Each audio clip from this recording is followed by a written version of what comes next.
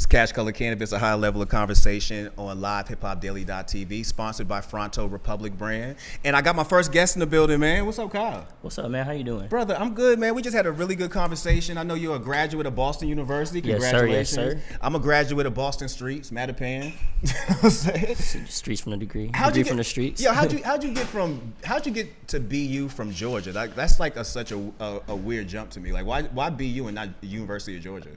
Well, that's funny you say that because where is this? Both my parents went to UGA. Okay. And so I really thought like I was gonna go to UGA, but I actually had the opportunity to get this scholarship called Posse, and it's based in Atlanta. Well, not based in Atlanta, but it's based in 13 different cities. And what you do is you go through 3 rounds of interviews, and they have like 300 kids, and then they pick 10 kids. And so the whole point of Posse is that the founder, she said that she never would have dropped out of college if she didn't have her Posse. Yeah.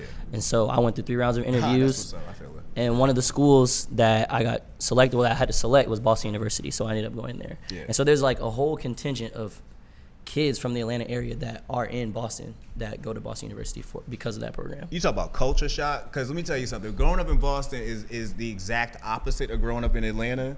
Mm-hmm. When I say that, I mean like Atlanta's a primarily black city. Like it just is what it is. It's so different. Boston's the exact flip. So different. So the exact flip. Like when I say shit, like I grew up knowing where I shouldn't go as far as neighborhoods. You know what I'm saying? Like that's how Boston was just kind of built. But also to big up my city, we have some of the richest black history that people really neglect speaking about. Like to this day, thanks to programs like My Town, I can show you right now where Dr. King used to live, where Malcolm X used to hustle. Yep. I can show you all that. On the half is in the South End. I can show you an Underground Railroad spot right this second. Union Methodist down in South End was a Underground Railroad stop. Shit, I can show you what Sammy Davis Jr. used to tap dance, but I ain't gonna go too deep with y'all, man. But I know Boston history. Don't tell me about we ain't got no black folks. Yeah. But that's what's up, man. But I know we have real business to talk about. You know what I mean? I kind of teased before you got on here that everybody's about to eat. Yes, you know, sir. Yes, sir. You have a dope event coming up, and I want you to kind of explain before you explain the event. Talk to us about the company itself and what y'all do as far as with entertainment, music, and all that. Yeah. So, and this is funny too that we're talking about the Atlanta-Boston connection. So, it kind of started 3 years ago. My friend Jordan Carter, he was rapping in his dorm room at Boston University. He actually went to Mays, and so you know, I wasn't in the business school at the time. I was actually in engineering. But I don't know, I always had this like hustle to me, this business acumen to me, and we were just freestyling, and he just told me like, yo, I really want to get back into rapping. Like he actually was on MTV Made. MTV Made came down to Mays High School to record like a whole episode for him. Really? And he was just like rapping, and that was the episode. But it ended up not getting aired. But he told me about that and was like, yo, this is something I really want to do. I want to pick this back up. I told him like, yo, I'm really trying to get into management. So we just started from there, started working up, building a fan base in Boston. And it was really interesting because the city of Boston, I feel like we talked about how different it is from Atlanta, but we kind of decided that, you know, this is going to be the year that we put our foot into the city of Boston. You know, we get ourselves invested into underground shows and really make a name for ourselves. Right. He was able to do that, and then from there, we just kind of formed a collective of other artists, a couple of them from Atlanta, one from New York who actually went to school with us, and then from there we decided to expand, and we just decided, you know, if this is something that we really want to do, like let's put our all into it. And now this year we started our own record label, and so that's what we're talking about right now, which is Dreams2Paper Entertainment. All right, and Dreams2Paper Entertainment, and that's dope. So your man still rap? Still raps, yes sir. That's crazy, man. That's crazy. He just dropped his second album, actually, My Favorite Things Too. Go check it out. It's on all platforms. We got a feature from Trippin'. Just check it out. We got a big feature on there. You got to check it out and figure out who it is. Yeah, that blows my mind though. That I'm listening to a group of kids from Atlanta, kind of politic in Boston about how they're going to conquer the music scene. Yeah, like it's crazy, man. So with Dreams2Paper, I know one of the things you're working on very shortly is the Everybody Eats event. What is Everybody Eats event? Explain to my audience what Everybody Eats means to you. So Everybody Eats is a double entendre. You know, we as creatives, we can't eat or strive or find true success if other creatives aren't finding that as well. Yeah. And so that's essentially half of it, but the other half of it is a community service initiative. On the first night, it's a two-part event. Day one will be a party and a concert. Okay. And the concert will have artists, so we'll have artists, vendors, visual artists there as well. So they're getting their shine. They're able to experience, and people are able to experience their music, their artwork, etc. But at the same time, we're also going to be raising money and we're having a canned food drive at the same time. So 20% of the proceeds will go to the Atlanta Community Food Bank for the party. And then for every 5 canned goods you bring in, we're going to be giving out drink tickets. So just to, push people to bring those canned goods for the food drive. That's what's up, man. Like that's such a honorable thing to try to step out and do. What made y'all want to tackle that as an initiative as far as part of the label? Well, really, I think, and I wish my brother was here because he kind of gave me, he didn't give me the idea, like we were talking about it, but he said something to me that really hit me. So when I had came home one summer break, or I think it was either summer or winter break, he was working at this catering company. And so they would cater for like Wild 'N Out, Tyler Perry Studios, etc. And he was telling me how it was crazy how he would just have, at the end of the day, they would have so much food. Yeah. So much food that they couldn't do anything with but throw it away. So he was driving back. He goes to Georgia State right now. Okay. And he was driving back to Georgia State, and he just saw this blind man. He was homeless. And actually, I mean, he right here. He could probably tell the story better than I could. Wait, hold on. I don't want to cut in. Yeah. But you good. Keep going. Yeah, but he was just telling me how there was this blind man, and he was homeless, and how he just pulled over to just give him some food. And that really struck with me, like the fact that so much food goes to waste, and that so many people are hungry. Yeah. And there's something that we could do about that. Let me tell you, and the crazy part to me is, living in Atlanta, and you had to have noticed it in Boston as well. The fact that we both reside in cities that aren't broke.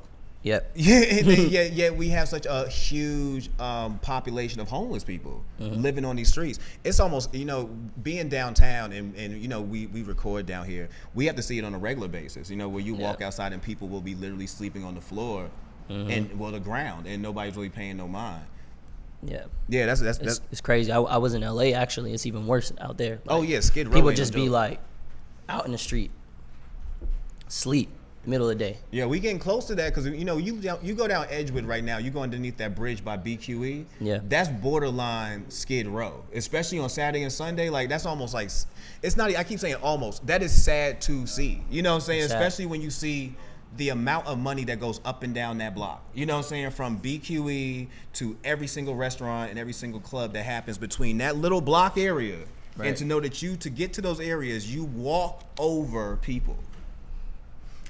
Thank you for doing something. Yeah, I mean, it's the least that we can do. I mean, we want to make this a yearly event, and I don't see why it can't be. And then, it can just grow from here. And the biggest thing that we want to do is just give back. Yeah, that's really what we want. Who are some of the artists that's attached to the event? So some of the artists attached to the event, Neela, I'm not sure you've heard of her. She's a dope pop artist here in the city of Atlanta. Neela, Beauregard, Sonny MF, I Swear Cartier, Rome. He's one of our artists, and Lil Elvin, one of our artists. Okay, so it's gonna be basically an indie show. Yeah. Okay, that's what's up, man. So what's it like the promotion? What's the promotion like so far for it? Like, how are y'all getting the word out for the event? Right now, I mean, we just started our social media campaign, so we just been putting those flyers up. I was actually working on some flyers today, that just kind of highlight how important it is to volunteer. We're gonna get those up probably this week. Next week, we're going to put up some physical flyers, go to some homeless shelters, some food banks, pass those out. Because really, and I didn't say this earlier, but on the second day is when we're doing our bigger volunteer event, which is the Give Back Kickback. Okay. And so what we want to do with that is we're going to have at CJ Park, and shout out to the United Initiative, we're going to set up a table at CJ Park, just cook up food for the homeless and pass out plates. And we want this to be a fun and exciting time for people to come and just give back to the community. We're gonna have a DJ there, maybe have a little water balloon fight if it gets hot. But yeah, I mean, we just want the youth and creatives of Atlanta to have an opportunity to give back, and sometimes people just don't have that opportunity. They want to do it, but they just don't know how. Do you feel like people want it? I mean, the how part might be it, because what I run into now, and I often say this, like I feel like people like to lump millennials into like one generation for some reason, and I'm like, really, that's a whole lot of generations if you want to believe it. Like, I can tell you for real, we're 12 years away from when somebody would have saw something on Facebook and and if you would have said, hey, read this, they would have said, is that real first? Right. Now everybody just blankly does shit. So I'm like, oh, y'all millennials. Like, do you feel like, and when I say this though, do you feel like it's hard to get people to come into real life and do things? You know what I mean? I feel like we have a lot of people who their activism is online. You know what I mean? Like, and they feel like, you know, it's not like it's not something that can't work. But I'm just saying most of their activations are online. It's very hard, I feel like, to pull people from behind their screen to actually get outside and hand out stuff. Like, have you found that problem? Yeah, I've definitely found that problem. I mean, just working my own events or with organizations that I've been a part of in college or even in high school, definitely getting people to show up has been a problem. But I mean, all you can do is persist. All you can do is carry on and like just keep asking people to come. And I mean, that's kind of where my mindset with that was kind of why we have the alcohol sponsor there, because that's gonna get people to show up. I mean, like, yo, you ain't lying. You get 5 canned goods for every drink. Yeah. I mean, you get a drink ticket for every 5 canned goods you bring. Like. Yeah. Like, he got 12 in his bag right now. Like, he's ready to roll. Like, he's ready to roll. But I mean, all you can do is be persistent, and then people eventually will come to that place where, like, if they really want to do something, they'll do it. You know? Yeah. I mean, something that my mentors always tell me is if I'm forced to choose between a man's words and his actions, I'll always go with his actions. Facts. So if you are the type of person that says you want to give back to the community, you want to really make a change, I mean, that only starts with one person. Just do it. Yeah, no, I 100% agree with you, man. Like, and the thing I want to stress to you is also make sure that you get some of these politicians involved. Like, I just see my man Chris Brown jump on here on live and give you the thumbs up. Make sure you get some of these cats involved so you can really make this a bigger thing, because the lack of empathy we do have towards the homeless in this city, just in this country alone, you know, that's something that should have a light shined on it. Right. Yeah. So what's the reception been like since you announced the event? It's been pretty good. I mean, from friends and family, they've been just helping sharing it. Shout out to everybody that's been helping share what we've been going on. I mean, what we've been doing and what's been going on. I mean, we have a donation link available. Anybody that is willing to donate any money to help us cover the cost of food, hot plates, anything like that, please hit that link. But I mean, it's been good so far. We're a little less than 3 weeks away, so I'm just hoping for more. All right, that's what's up, man. So a little less than 3 weeks away. What do you predict the outcome of the event? I mean, I don't predict anything but success. I'm gonna just put that out there right now. Yeah. We just checked out the space actually today. That was the first time I was able to check it. My VP, Sammy, shout out Sammy Approve, she was able to check it out earlier, and from the looks of it, it's just a dope event space. So I mean, I'm just trying to pack it out, have good vibes, you know, as many people as possible. But really, like, again, the amount of canned goods that we can raise is really the biggest impact. So, say only 50 people show up, but we get 200, 300 canned goods. Like, that's the real important part. Do you have a goal of how many you're trying to collect? Yeah, I would say our goal right now is 600 canned goods for the weekend. Okay. I think that's certainly possible. And then we're trying to feed at least 100 people on the second day. Okay, so we got 3 weeks to do that. I'd love to help out. You know, in any way, shape, or form, how CashColorCannabis can help you reach that goal. I'd love to help you out with that. Word. We are thinking about vendors. We're thinking about even vendors on the second day, possibly. Yeah. I mean, just showing up is enough. Canned goods for sure. I'm gonna show up with some canned goods, like, and I'm not hella canned goods. I'm not talking 3. Yeah, oh yeah. We gonna get everybody up in here. To kick in 10 canned goods, man. We gonna come down deep for you. That's what's up. Let's circle back to the music real quick before we fade out of here. So I know you got the label. What's the plans for the label? Like, you know, we're already into quarter 2. We about to move into Q3 and Q4. Like, what's the plans for the label? I mean, like I said earlier, Jordan Carter just dropped his second album, so that's, you know, we're just receiving as much as we can from that. He had a feature from Bone Crusher on there. That was a big Atlanta feature. Right now, I mean, we're working on a couple of music videos. 2 of our other artists are putting together their projects as well. But that's really what we're looking for the second half of the year. And then, you know, once the end of the year comes around, we'll reevaluate, see where we are. But yeah, I mean, it's also we're keeping things kind of under wraps too. We might have some future business deals coming up. Shout out somebody on live know who Jordan Carter is, man. Jordan Carter, yeah, King of the South. Dang, King of Jordan the in South. New York. Yep. That's what's up. I gotta get into your boy, man. Y'all live in Boston, cooking up a storm. Matter of fact, speak to us about the difference between the Atlanta music scene and the Boston music scene, because they're two differences, but I also know why. You know what I'm saying? Like with Boston, we have a strong indie scene, and I feel like with Boston always won, and I'm not sure if we still have it, was WERS. Like 88.9, when Emerson had 88.9.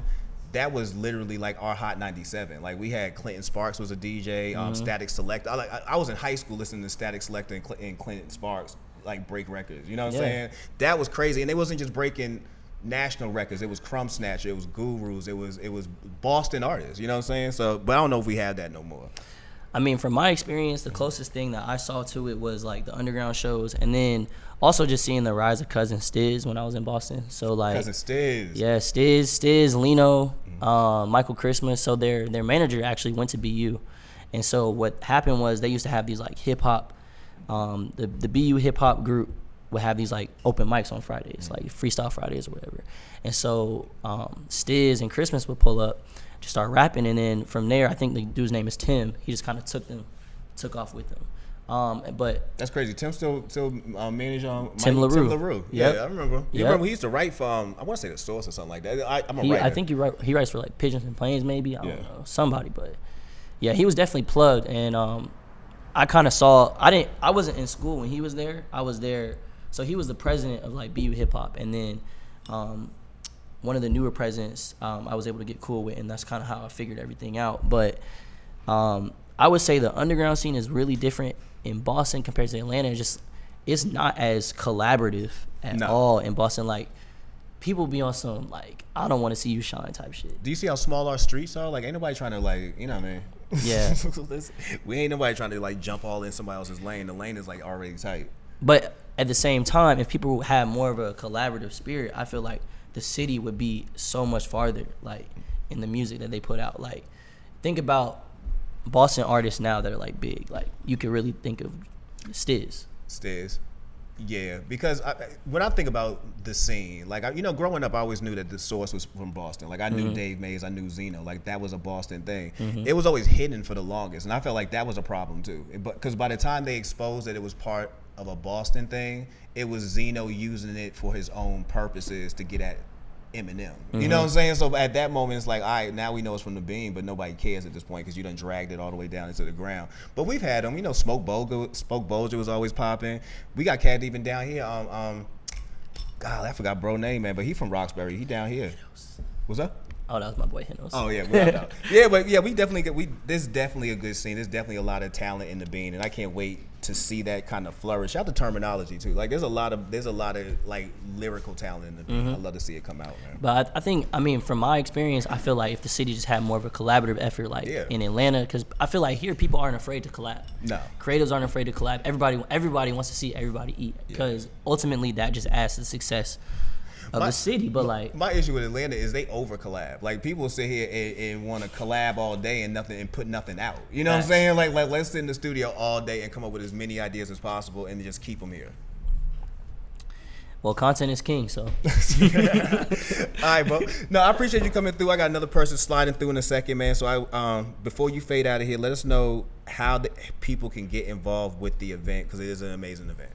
If you want to get involved with the event, Everybody Eats, you can go to Dreams2Paper. That is Dreams, the number 2 paper on Instagram.